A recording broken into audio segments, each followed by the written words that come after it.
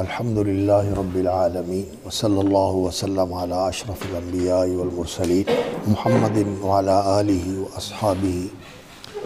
ومن اہتدی بہدیہ واستنى بسنته ودعا بدعوته إلى يوم الدين أشهد أن لا إله إلا الله وحده لا شريك له إله الأولين والآخرين وأشهد أن محمدا عبده ورسوله المبعوث رحمة للعالمين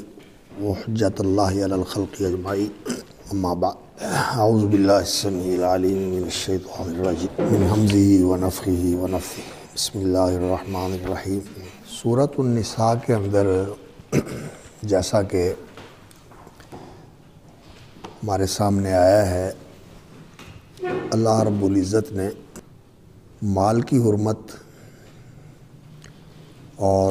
رشتے ناطے کی عظمت اور اس کا تقدس، مال کی حرمت سے مراد اس کا محترم ہونا اور رشتے ناطے کا محترم اور معظم اور لائق تکریم ہونا، اور پھر مال کے حوالے سے اس کی حفاظت اور زندگی کے اندر اس کا مقام۔ وَلَا تُؤْتُوا السُّفَهَاءَ أَمْوَالَكُمُ الَّتِي جَعَلَ اللَّهُ لَكُمْ قِيَامًا، اللہ رب العزت نے مال کو زندگی کا قیام یعنی زندگی کے چلنے، کھڑا ہونے، قائم رہنے اور زندگی کے معاملات کے آسان ہونے کا ذریعہ بنا دیا ہے۔ اور مال کے اندر وہ ساری چیزیں آتی ہیں جن کا اللہ رب العزت نے انسان کو مالک بنایا ہے، ملکیت انسان کو دی ہے، اور ان سے نفع اٹھانے کی اللہ رب العزت نے انسان کو اجازت دی ہے۔ خلق لکم ما فی الارض جمیعا، تمہارے فائدے کے لیے اور تمہارے استعمال میں اللہ رب العزت نے دے دیا ہے کہ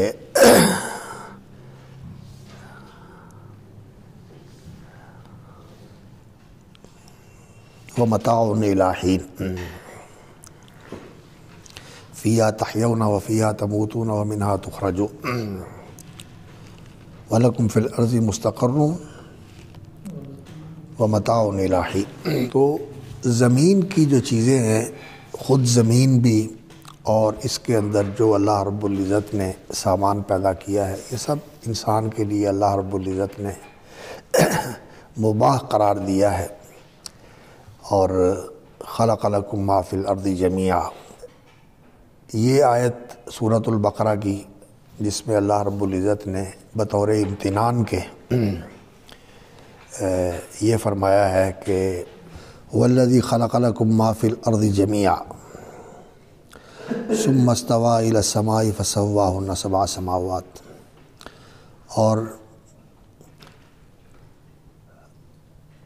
اللہ رب العزت نے آدم علیہ السلام کو زمین کے اندر اتارا۔ وَلَكُمْ فِي الْأَرْضِ مُسْتَقَرٌّ وَمَتَاعٌ إِلَىٰ حِينٍ، اور بنی اسرائیل کا اللہ تعالیٰ نے ذکر فرمایا کہ کُلُوا مِن طَیِّبَاتِ مَا رَزَقْنَاکُمْ، کہ وہ ساری پاکیزہ چیزیں جو ہم نے تمہیں عطا فرمائی ہیں ان میں سے تم کھاؤ۔ اور پھر اللہ رب العزت نے تمام انسانوں کو مخاطب کر کے فرمایا یا ایھا الناس کلوا مما فی الارض حلالا طیبا، یہ تمام انسانوں کو مخاطب کر کے فرمایا کہ جو کچھ زمین کے اندر ہے اس میں سے تم جو تمہارے لیے میسر اور حاصل ہو آسانی کے ساتھ وہ تم کھاؤ، اس حال میں کہ حلالا طیبا، وہ جائز اور تمہارے لیے عمدہ اور پاکیزہ ہے۔ اور اللہ رب العزت نے انسانوں کے بارے میں فرمایا وَلَقَدْ كَرَّمْنَا بَنِي آدَمَ وَحَمَلْنَاهُمْ فِي الْبَرِّ وَالْبَحْرِ وَرَزَقْنَاهُمْ مِنَ الطَّيِّبَاتِ۔ تو اس سے یہ معلوم ہوتا ہے کہ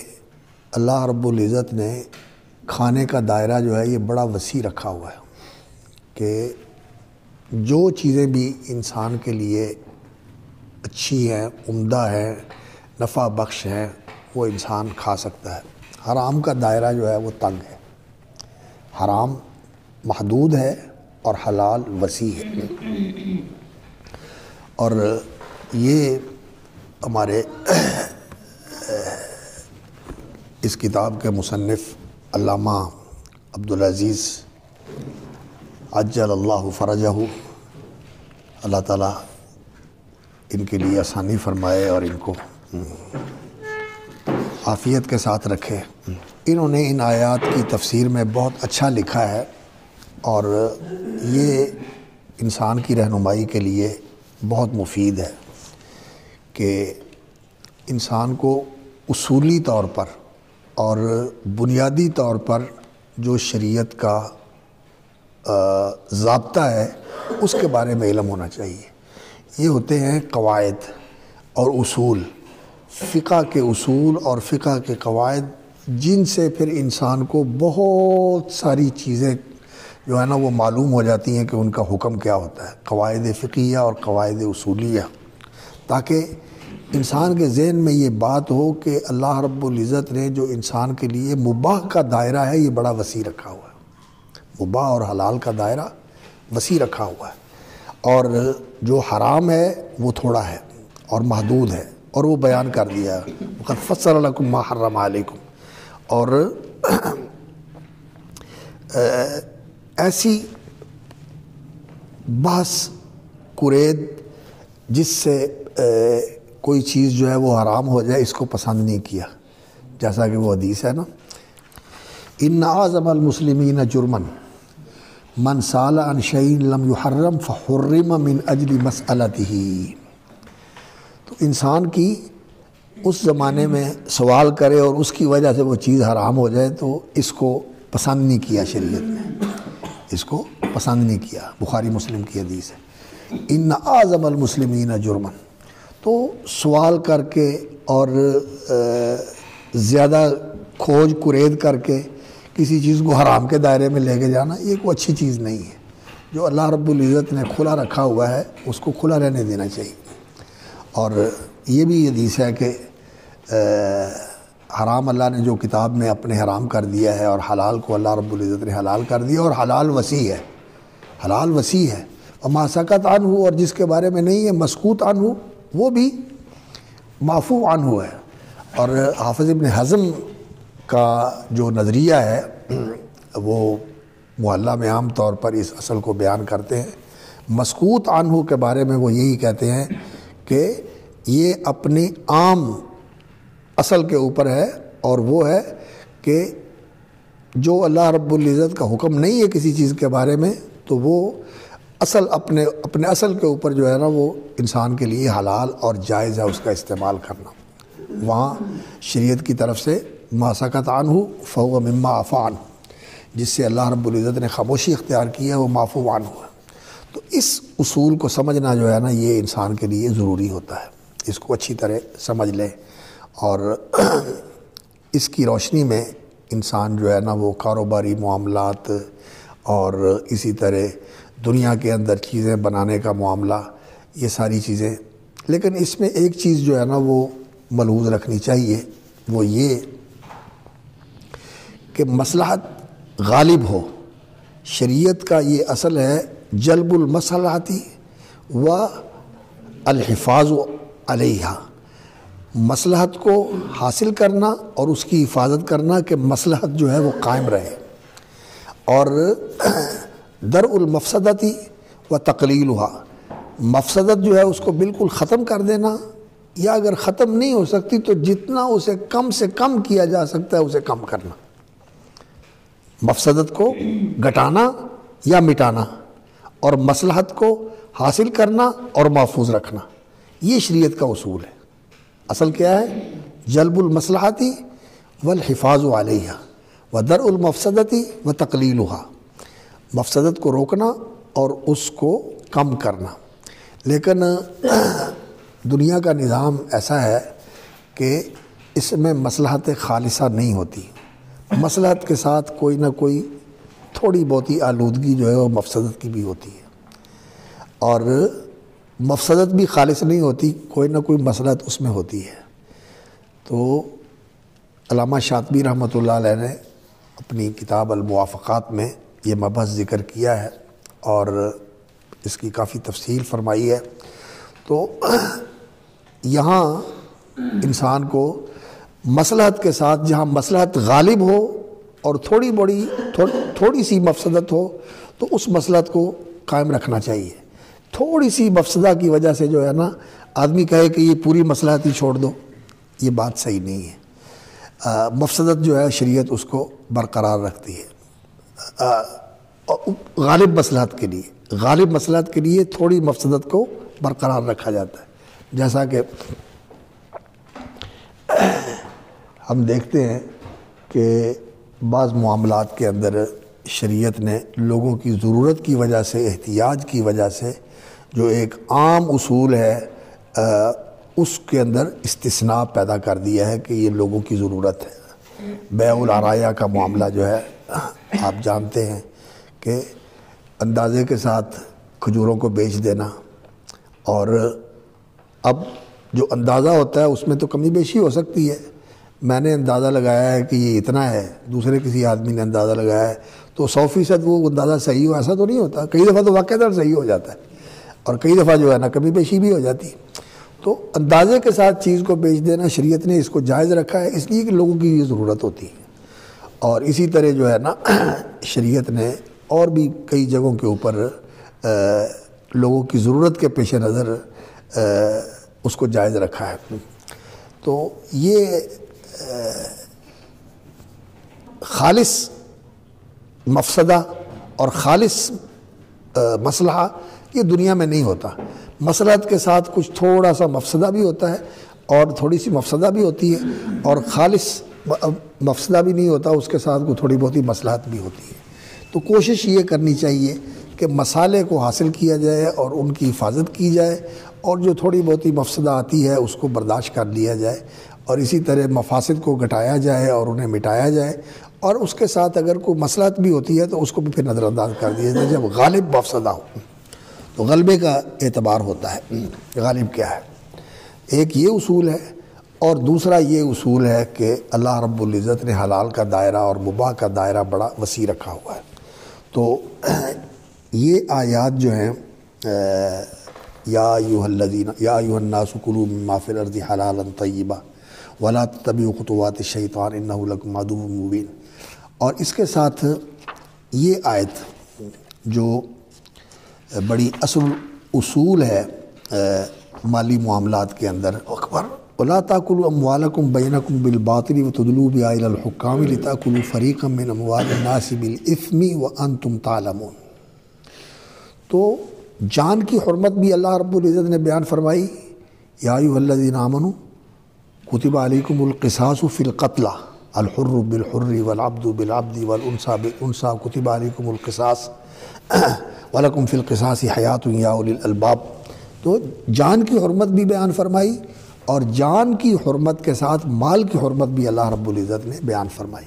لَا تَأْكُلُوا أَمْوَالَكُمْ بَيْنَكُمْ بِالْبَاطِلِ۔ اور یہی چیز جو ہے جو آیت ہمارے سامنے ہے سورۃ النساء کی، یا ایھا الذین آمنوا لا تأكلوا أموالكم بينكم بالباطل إلا أن تكون تجارة عن تراض منكم ولا تقتلوا أنفسكم ان اللہ کان بکم رحیما۔ تو مال کی حرمت اور جان کی حرمت، وہاں سورۃ البقرہ میں جان کی حرمت کا ذکر فرمایا پہلے، کتب علیکم القصاص فی القتلى وَلَكُمْ فِي الْقِصَاصِ حَيَاةٌ يَا أُولِي الْأَلْبَابِ، اور یہاں مال کی حرمت کا پہلے ذکر فرمایا لا تأكلوا أموالكم بينكم بالباطل۔ تو قرآن مجید کا ایک مقام دوسرے مقام کے ساتھ جوڑ کر اس کو دیکھنا چاہیے، اور امام طحاوی رحمۃ اللہ علیہ نے جو کتاب لکھی تھی احکام القرآن، وہ ایسی ہی تھی، اس کا ایک حصہ جو ہے وہ چھپا ہوا ہے، تو وہ ایک باب کی یا ایک کتاب کے متعلقہ آیات کو جمع کر دیتے ہیں اور پھر ان کی تشریح کرتے ہیں اور ان کے اندر جو احکام ہوتے ہیں ان کے اوپر گفتگو کرتے ہیں، لیکن افسوس کہ ابھی تک وہ کتاب پوری سامنے نہیں آ سکی۔ لیکن امام طحاوی رحمۃ اللہ علیہ جو ہیں ان کا اسلوب بڑا جامع ہے، اور قرآن فہمی کے لیے یہی صحیح طریقہ ہے، اور حدیث کے لیے بھی یہی صحیح طریقہ ہے کہ ایک باب کی ساری حدیثوں کو جمع کرنا چاہیے اور ایک موضوع کی ساری آیات کو جمع کرنا چاہیے، اور اس کو آج کل التفسیر الموضوعی کہتے ہیں۔ اس کو کیا کہتے ہیں؟ تفسیر الموضوعی، موضوع کے اعتبار سے قرآن کی تفسیر۔ اور ویسے تو ہم آیات کی تفسیر پڑھتے ہیں، ہر آیت کے اوپر تفصیل کے ساتھ گفتگو کرتے ہیں، لیکن تفسیر الموضوعی جو ہے یعنی ایک موضوع کے متعلق جتنا قرآن مجید میں کہیں اس کو ذکر کیا گیا ہے اور اس کے ساتھ کوئی جزیہ یا اس کی کوئی تفصیل یا اس کی کوئی قید یا اس کی کوئی شرط بیان کی گئی، اس کو سامنے رکھنا چاہیے۔ تو اسی حوالے سے میں نے مناسب سمجھا کہ میں آپ کو متوجہ کروں کہ آپ جو ہے نا اس کا مطالعہ کر لیں، یہ انشاءاللہ آپ کے لیے بڑا بصیرت افروز ثابت ہوگا۔ تو اللہ رب العزت نے لا تاکلوا اموالکم بینکم بالباطل وتدلوا بها الى الحکام لتاکلوا فریقا من اموال الناس بالاثم وانتم تعلمون، عدالتوں میں لے جا کر قاضی کو جھوٹے گواہ بنا کر، جھوٹے کاغذات تیار کر کے، جعل سازیاں کر کے دوسرے کا مال کھانا، یہ بھی اللہ رب العزت نے حرام قرار دیا ہے۔ لا تاکلوا اموالکم بینکم بالباطل وتدلوا بها الى الحکام لتاکلوا فریقا من اموال الناس۔ حکم القاضی بخلاف الحق فی الحقوق وعلی ھذا یتفق العلماء ان القاضی اذا قضى فی الاموال والدماء علی خلاف الحق الباطن، جب قاضی حق کے خلاف فیصلہ کر دے، فی الاموال والدماء ان قضاءہ لا یغیر من الحقوق الباطنۃ شیئا، جو حقیقت باطنہ ہے اس کو اس کا فیصلہ بدلتا نہیں ہے۔ وانما یفصل النزاع والخصومۃ الظاہرۃ فحسب، جھگڑا ختم ہو جاتا ہے، جھگڑا ختم ہو جائے گا، وہ نزاع جو ہے وہ ختم ہو جائے گا، لیکن حقیقت نہیں بدلتی۔ لیکن نکاح کے بارے میں اختلاف ہے علماء کا کہ فروج کے بارے میں اگر قاضی نے فیصلہ کر دیا ہے کہ اس کے شوہر نے طلاق دی ہے اور حقیقت میں اس نے طلاق نہیں دی، گواہ بھی پیش کر دیتا ہے کہ اس نے طلاق دی ہے اور عدت بھی پوری ہو گئی ہے، اور عدت پوری نہ ہوئی وہ عورت جھوٹ بول رہی ہو، عدت بھی پوری نہیں ہوئی اور اس نے طلاق بھی نہیں دی، جھوٹی گواہی دے دی، عورت نے بھی جھوٹ، ہوتا ہے نا آپس میں اس طرح کے معاملات جو ہے نا، وہ جدھر کسی کا رجحان ہو وہ عدالت میں جا کر اس طرح کی بات کر دے۔ تو اب قاضی نے فیصلہ کر دیا کہ ٹھیک ہے اس نے طلاق بھی دے دی، عدت بھی گزر گئی، تو اس کے ساتھ نکاح کرنا اس کے لیے جائز ہو جائے گا۔ تو الاول، اس کے بارے میں دو قول ہیں علماء کے۔ الاول ان قضاء فی النکاح قضائی فی الاموال لا یغیر خفاء الحق علیہ فی الظاہر من الحق الباطن وبہذا قال اکثر علماء تو یہی کہتے ہیں کہ یہ جو عورت نے عدت گزرنے کا کہا اور اس نے جھوٹا دعویٰ کیا کہ اس نے طلاق دی ہے اور حقیقت میں اس نے طلاق نہیں دی، اس سے حقیقت نہیں بدلے گی، وہ عورت اس کے نکاح سے نہیں نکلتی قاضی کے فیصلے کے ساتھ۔ الثانی ان قضاء فی النکاح یفصل فی الحق ظاہرا و باطنا، دوسرا قول یہ ہے کہ اس فروج کے معاملے میں جو ہے نا قاضی کا فیصلہ ظاہراً و باطناً صحیح ہوگا۔ ولو علم الخصمان واحدہما موضع الحق الباطن، اگرچہ دونوں کو پتہ ہو کہ یہ بات غلط ہے، یا ایک کو پتہ ہے اور دوسرے کو پتہ نہیں ہے، تو انہ علی خلاف قضائی، تو وہ کہتے ہیں کہ دونوں کے لیے حقیقت وہی ہوگی جو قاضی نے فیصلہ کر دیا ہے، وہ حقیقت بن جائے گی، ان کے لیے حق ہو جائے گا۔ یہ امام ابو حنیفہ رحمۃ اللہ علیہ کا موقف ہے، لیکن ہمارے علماء جو ہے نا وہ اس کو قبول نہیں کرتے۔